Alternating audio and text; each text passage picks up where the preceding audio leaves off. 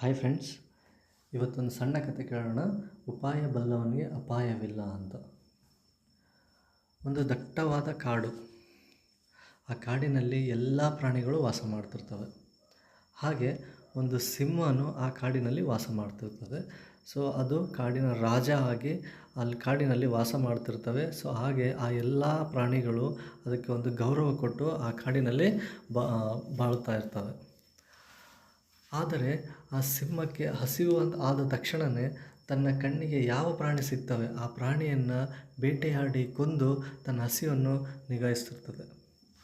ಇದರಿಂದ ಸಾಕಾಗಿ ಎಲ್ಲ ಪ್ರಾಣಿಗಳು ಒಂದು ನಿರ್ಧಾರಕ್ಕೆ ಕೈಗೊಳ್ತವೆ. ಸೊ ಪ್ರತಿದಿನವಾಗಿ ನಾವೆಲ್ಲ ಪ್ರಾಣಿಗಳಲ್ಲಿ ಯಾವುದಾದ್ರೂ ಒಬ್ಬ ಪ್ರಾಣಿ ಆ ಸಿಂಹಕ್ಕೆ ಹೋಗಿ ನಾವು ಆಹಾರವಾಗೋಣ ಅಂತ ನಿರ್ಧರಿಸ್ತವೆ. ನಿರ್ಧಾರ ಮಾಡಿದ ತಕ್ಷಣವೇ ಆ ಸಿಂಹನ ಹತ್ರ ಎಲ್ಲ ಪ್ರಾಣಿಗಳು ಹೋಗಿ ತಮ್ಮ ನಿರ್ಧಾರದ ಬಗ್ಗೆ ಸಿಂಹಕ್ಕೆ ಹೇಳ್ತವೆ. ಸೊ ಆಗ ಸಿಂಹನು ಅದಕ್ಕೆ ಒಪ್ಪಿಗೆ ಸೂಚಿಸ್ತದೆ. ಅದಾದ ನಂತರ ಪ್ರತಿದಿನವೂ ಒಂದೊಂದು ಪ್ರಾಣಿಯು ತನ್ನ ಸಿಂಹನ ಹತ್ರ ಹೋಗಿ ಆಹಾರವಾಗಿ ತಮ್ಮ ಪ್ರಾಣವನ್ನು ತಾವು ಅರ್ಪಿಸ್ತಿರ್ತವೆ. ಒಂದು ದಿನ ಮೊಲಕ್ಕೆ ಆ ಸರದಿ ಬಂತು. ಆಗ ಮೊಲವು ಯೋಚನೆ ಮಾಡುತ್ತಾ ಆ ಕಾಡಿನಲ್ಲಿ ಹೋಗ್ತಾ ಇರುತ್ತೆ. ತುಂಬ ಹೊತ್ತು ಯೋಚನೆ ಮಾಡಿ ಹಾಗೆ ಕಾಡಿನಲ್ಲಿ ಹೋಗ್ತಾ ಇರುತ್ತೆ. ಆಗ ಆ ಸಿಂಹಕ್ಕೆ ಬಹಳ ಹಸಿವಾಗಿ ಕಾಯ್ತಾ ಆ ಮೊಲಕ್ಕಾಗಿ ಕಾಯುತ್ತಾ ಇರುತ್ತೆ. ಆಗ ಆ ಮೊಲಕ್ಕೆ ಒಂದು ಸಡನ್ನಾಗಿ ಒಂದು ಉಪಾಯ ಉಳಿಯುತ್ತದೆ. ಆಗ ಅದು ಓಡ್ಕೊತಾ ಸಿಂಹನ ಬಳಿ ಹೋಗ್ತದೆ ಮತ್ತು ಸಿಂಹನ ಹತ್ರ ಹೋಗಿ ಒಂದು ಸುಳ್ಳನ್ನು ಹೇಳುತ್ತೆ.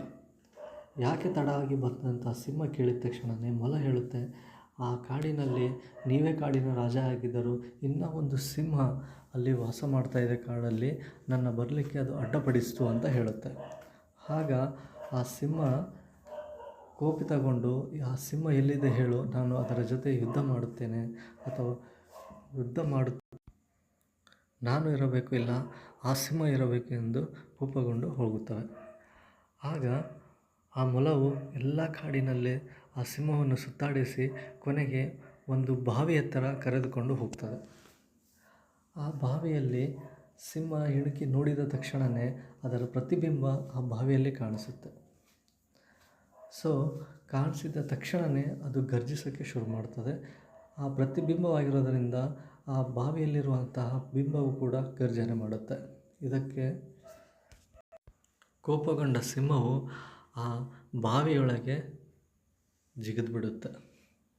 ಸೊ ಹೀಗೆ ಆ ಬಾವಿಯಲ್ಲಿ ಒಳಗಡೆ ಬಿದ್ದು ತನ್ನ ಉಸಿರುಗಟ್ಟಿ ಆ ಸಿಂಹವು ಪ್ರಾಣವನ್ನು ಕಳೆದುಕೊಳ್ಳುತ್ತೆ.